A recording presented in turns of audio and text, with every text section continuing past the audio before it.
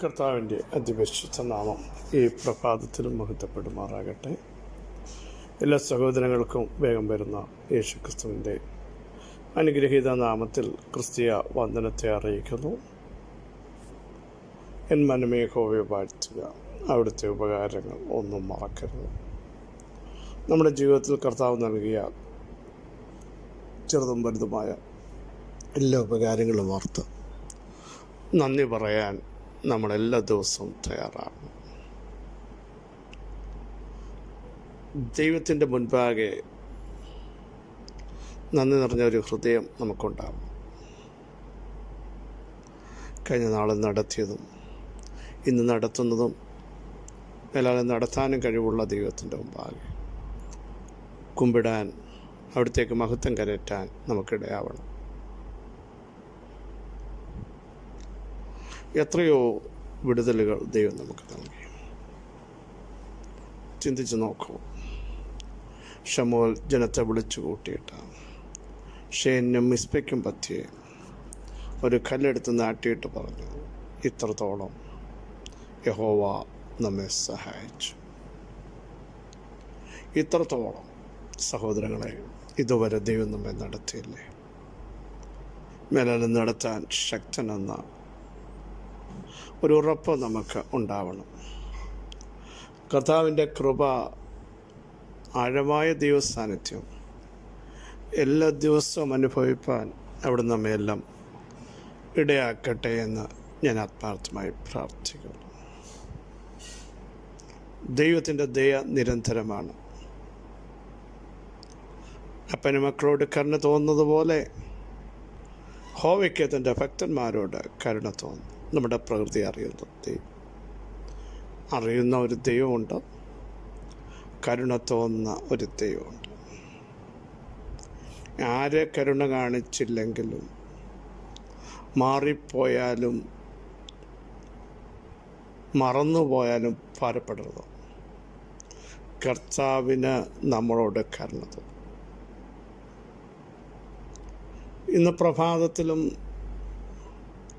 ദൈവത്തിൻ്റെ മുൻപാകെ അടുത്ത് ചെന്ന്, പിതാവേ, അവിടുത്തെ മഹത്വമുള്ള ശബ്ദത്താൽ ഞങ്ങളെ ഒന്ന് ജീവിപ്പിക്കണമേ, അതിനായി അടിയനെ ഒന്ന് ഒരുക്കണമേ എന്ന് നമുക്ക് പ്രാർത്ഥിക്കാം. ആ ശബ്ദമാണ് നമ്മളെ ജീവിപ്പിക്കുന്നത്. അവിടുത്തെ വചനത്തിൻ്റെ ശബ്ദം കേൾക്കണം, ആജ്ഞ അനുസരിക്കുന്നവരായിത്തീരണം. അങ്ങനെ അനുസരിക്കുന്നവരെ പറ്റി പറയുന്നു, അവർ വീരന്മാരാണ്, അവർ ശക്തന്മാരാണ്, അവർ പുറകോട്ട് പോകുന്നവരല്ല, മുൻപോട്ട് തന്നെ പോകുന്നവരാണ് എന്ന ഒരു ഉറപ്പ് നമ്മുടെ അകത്ത് ഉണ്ടാകട്ടെ. കർത്താവിൻ്റെ വരവ് വാതിക്കലായിരിക്കുന്നു. ഏത് സമയത്തും നമ്മുടെ കർത്താവ് വരും എന്ന സംഭവങ്ങൾ വിളിച്ചറിയിക്കുമ്പോൾ, ദൈവമേ, അവിടുത്തെ വരവിനു വേണ്ടി എന്നെ ഒന്ന് ഒരുക്കണമേ, അവിടുത്തെ ഇഷ്ടം ചെയ്യാൻ എന്നെ ഒന്ന് പഠിപ്പിക്കണമേ എന്ന് ആത്മാർത്ഥമായി നമുക്ക് പ്രാർത്ഥിച്ച് ദൈവം മുൻപാകെ അവിടുത്തെ ഇഷ്ടത്തിനു വേണ്ടി സമർപ്പിച്ചു കൊടുക്കണം. കർത്താവിൻ്റെ വരവിങ്കൽ കാണപ്പെടുക എന്നുള്ളത് നമ്മുടെ ജീവിതത്തിൻ്റെ ഏറ്റവും വലിയ ലക്ഷ്യമാണ്. അവിടുത്തെ വരവ് വാതിക്കലാണ് തുടക്കത്തിൽ പറഞ്ഞതുപോലെ. ഒരുങ്ങി നിന്നവർക്ക് മാത്രമേ, വിശുദ്ധ ജീവിതം നയിച്ച ദൈവത്തിൻ്റെ വചനത്തിൻ്റെ കമാൻഡുകൾ പ്രമാണിക്കുന്നവർക്ക് മാത്രമേ അവിടുത്തെ വരവിങ്കൽ കാണപ്പെടാൻ സാധ്യമാകുകയുള്ളൂ. രണ്ടാമതൊരു ചാൻസ് ഇല്ല. പരീക്ഷ എഴുതി തോറ്റാൽ വീണ്ടും നമുക്ക് ചാൻസ് കിട്ടും. ഒരു ട്രെയിൻ വൈകിയാൽ അടുത്ത ട്രെയിൻ നമുക്ക് ബുക്ക് ചെയ്ത് പോകാൻ പറ്റും. ഫ്ലൈറ്റ് വൈകിയാൽ അങ്ങനെയാണ്. എല്ലാ വിഷയത്തിനും ചാൻസുകൾ പലതിനുമുണ്ട്. പക്ഷേ കർത്താവിൻ്റെ വരവിന് ശേഷം രണ്ടാമതൊരു ചാൻസ് കിട്ടുമെന്ന് ചിന്തിക്കരുതാകിയാൽ വളരെ ഭയത്തോടും ബഹുമാനത്തോടും വിശുദ്ധ ജീവിതം നയിച്ച് നമ്മളെ തന്നെ സൂക്ഷിച്ച് മുൻപോട്ട് പോകാൻ ഈ ദിവസങ്ങൾ വീണ്ടും നമുക്ക് തയ്യാറാകാം. വരുവാനുള്ളവൻ വരും, എൻ്റെ നീതിമാൻ വിശ്വാസത്താൽ ജീവിക്കുമെന്ന് ശക്തമായി നമുക്ക് വീണ്ടും പ്രഖ്യാപനം ചെയ്യാം. അവിടുത്തെ ആത്മാവ് നമ്മയെല്ലാം അതിനായി ഒരുക്കട്ടെ, ആശീർവദിക്കട്ടെ, അഭിഷേകത്തോടെ നിർത്തട്ടെ എന്ന് പ്രാർത്ഥിക്കും. അല്പസമയത്തെ ചിന്തയ്ക്കായി ഉൽപ്പത്തി പുസ്തകം 41-ാം അധ്യായം 46-ാമത് വാക്യം.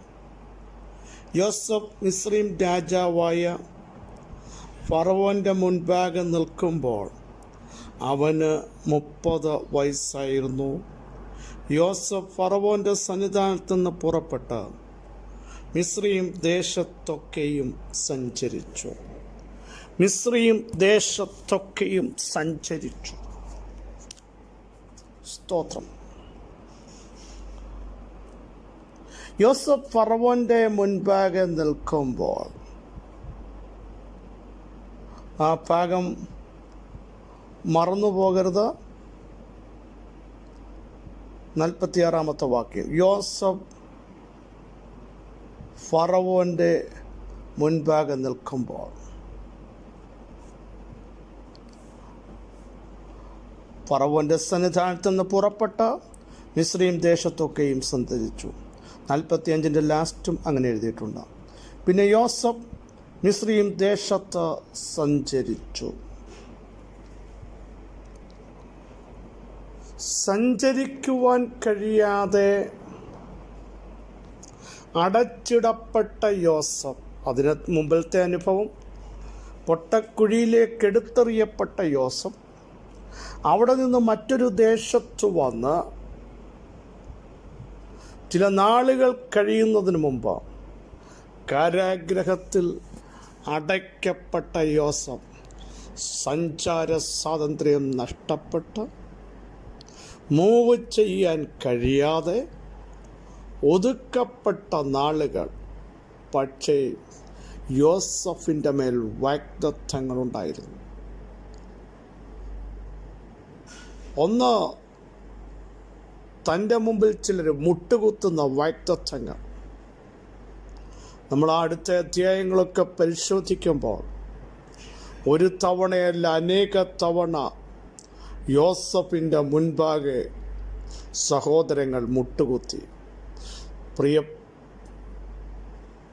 ശ്രോതാക്കളെ, ഇന്ന് പകലിലും എനിക്ക് പറയാനുള്ളത്, നമ്മളെ മുട്ടുകുത്തിക്കുമെന്ന് ചിന്തിച്ച, മുട്ടുകുത്തിക്കാൻ നോക്കിയ സകല ശക്തികളും ദൈവാത്മാവുള്ളവൻ്റെ മുമ്പിൽ മുട്ടുകുത്തും എന്നുള്ളതിന് സംശയമില്ല. പരിശുദ്ധാത്മാവിൻ്റെ ശക്തിയും ദൈവാത്മാവിൻ്റെ നടത്തിപ്പുമുള്ള നമ്മുടെ മുമ്പിൽ മുട്ടുകുത്താത്തതൊന്നുമില്ല. അതുവരെ യോസഫേ, നിന്റെ ദർശനം കാണട്ടെ, നിന്റെ സ്വപ്നം കാണട്ടെ, നീ കണ്ടതെങ്ങനെ നടപ്പിലാകും എന്ന് ചോദിച്ച് നിന്നെ പരിഹസിച്ചൊതുക്കിയ മണ്ഡലങ്ങൾ നിന്റെ മുമ്പിൽ മുട്ടുകുത്തുന്ന നാഴിക വന്നിരിക്കുന്നു. അക്ഷരാർത്ഥത്തിൽ അത് സംഭവിച്ചു. എൻ്റെ ചിന്ത അതല്ല. ഇവിടെയും യോസഫിനെ മുമ്പോട്ട് വിടത്തില്ല. അടുത്ത തലത്തിൽ ലക്ഷ്യത്തിലെത്താൻ പറ്റില്ല. അവിടം കൊണ്ട് വാഗ്ദത്തം തീരുമെന്ന് പിശാചിൻ്റെ തന്ത്രങ്ങൾ ദൈവാത്മാവുള്ള മനുഷ്യനെതിരെ വന്നപ്പോൾ അധികം ആ കാരാഗ്രഹത്തിൽ കിടത്താൻ എൻ്റെ ദൈവം അനുവദിക്കില്ല. രാജാവ് വാളയച്ച് യോസഫിനെ വിളിപ്പിച്ചു. അടുത്ത ഭാഗത്തേക്ക് ഞാൻ പെട്ടെന്ന് പ്രവേശിക്കുന്നു. അങ്ങനെ യോസഫ് ദൈവാത്മാവുള്ള മനുഷ്യനെന്ന് ഫറവോന് ബോധ്യപ്പെടുകയും ജയിൽ വസ്ത്രം മാറി കൊട്ടാരത്തിലെ വസ്ത്രം അണിയുകയും ചെയ്തു. ഈ സമയത്ത് യോസഫിന് 30 വയസ്സായിരുന്നു. ഫറവോൻ്റെ സന്നിധിയിൽ നിന്ന് യോസഫ് ഇറങ്ങി മിസ്രയീം മൊത്തം സഞ്ചരിച്ചു.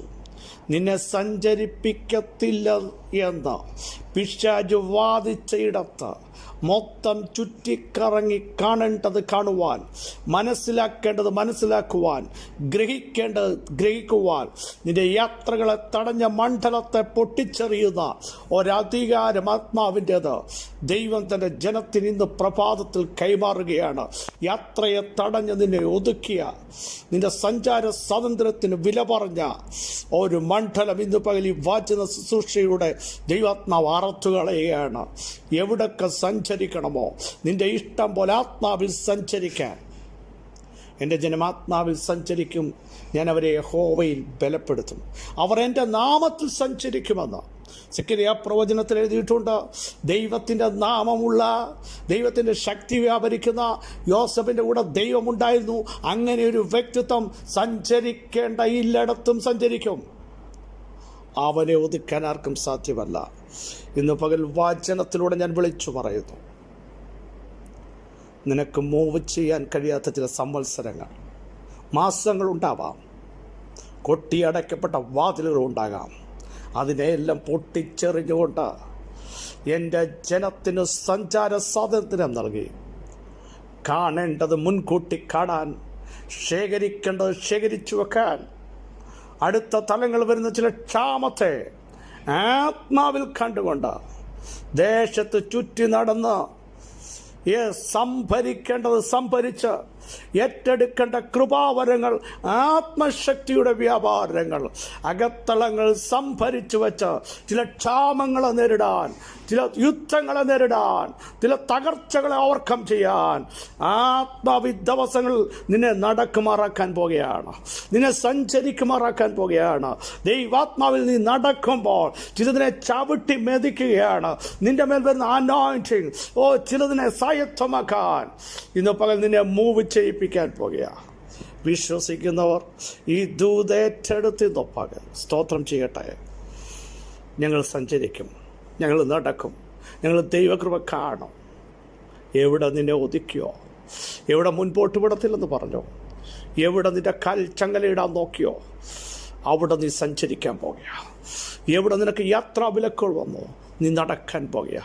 യേശുവിൻ്റെ നാമത്തിൻ്റെ ശക്തി ഇന്ന് പകൽ തൻ്റെ ജനത്തിൻ്റെ മേൽ ദൈവാത്മാവയ്ക്കുക. ദൈവാത്മാവുള്ള മനുഷ്യർ ഒരിടത്ത് നിൽക്കുന്നവരല്ല, അവർ നടക്കുന്നവരാ, അവർ മൂവ് ചെയ്യുന്നവരാ. അവർ വാഗ്ദത്തങ്ങളിലേക്ക് എടുത്ത് എറിയപ്പെടുന്നത് പോലെ അടുത്ത ലെവലിലേക്ക് പരിശുദ്ധാത്മാവ് നിങ്ങളെ കൊണ്ടുവരാൻ ആഗ്രഹിക്കുന്നു. വിശ്വസിക്കുന്നവർ ഇന്ന് പകൽ അടങ്ങിയിരിക്കാതെ ദൈവത്തിന് സ്തോത്രം ചെയ്യൂ. പരിശുദ്ധ ദൈവമേ, സ്വർഗസ്ഥ പിതാവേ, ഈ വാചനത്തിൻ്റെ ശക്തിക്കായി സ്തോത്രം. കഴിഞ്ഞ നാൾ ഞങ്ങളെ ഒതുക്കിയ മണ്ഡലങ്ങൾ, തളച്ചിട്ട മണ്ഡലങ്ങൾ, അടുത്ത ഇടത്തേക്ക് പോകാൻ സമ്മതിക്കാത്ത ഒത്തിരി വെല്ലുവിളിയുടെ നടുവിൽ ഇന്ന് പകൽ ഞങ്ങളെ സഞ്ചരിപ്പിക്കുന്ന, യാത്ര ചെയ്യിപ്പിക്കുന്ന, എത്തേണ്ടടുത്ത് എത്തിക്കുന്ന, കാണേണ്ടത് കാണിക്കുന്ന തിരുമഹത്വത്തിനായി ഞങ്ങളങ്ങേക്ക് നന്ദി പറയുന്നു. ഈ ബലത്തോടെ അവിടെ നിന്ന് പകൽ ഞങ്ങളെ അയക്കും. പരിശുദ്ധാത്മാവ് ഞങ്ങളെ ഗൈഡ് ചെയ്യും. ദൃഷ്ടി വെച്ച് അവിടുന്ന് ആലോചന നൽകും. രോഗികൾ യേശുവിൻ്റെ നാമത്തിൽ സൗഖ്യമാകട്ടെ. ബലം കൽപ്പിക്കണം. സകല തകർച്ചകളും നിരാശകളും യേശുവിൻ്റെ നാമത്തിൽ മാറിപ്പോകട്ടെ. ഒരമിത ബലം അവിടുത്തെ ജനത്തിൻ്റെ മേൽ ഇന്ന് പകലിലും അവിടെ നൽകിയിരിക്കാൻ സ്തോത്രം. സകല മഹത്വവും തൃപ്പാദത്തിങ്കൽ മാത്രം അർപ്പിക്കുന്നു. യേശു ക്രിസ്തുവിൻ്റെ അൻപുള്ള നാമത്തിൽ കൃപയുണ്ടായി പ്രാർത്ഥന കേൾക്കണമേ. ആമീൻ, ആമീൻ, ആമീൻ. പ്രിയ സഹോദരങ്ങളെ, വിശ്വസിക്കോ, ദൈവം നിങ്ങളോട് കൂടെയുണ്ട്. വിശ്വസിക്കോ, ദൈവം നിങ്ങളെ സഞ്ചരിപ്പിക്കും. വിശ്വസിക്കോ, കഴിഞ്ഞ മിനിറ്റിൽ മൂവ് ചെയ്യാൻ പറ്റാത്ത അതേയിടത്ത് ദൈവം സ്വാതന്ത്ര്യത്തോടെ നിങ്ങളെ നടത്തി സന്തോഷത്തിലേക്ക് കൊണ്ടുവരാൻ അവിടത്തേക്ക് പദ്ധതിയുണ്ട്.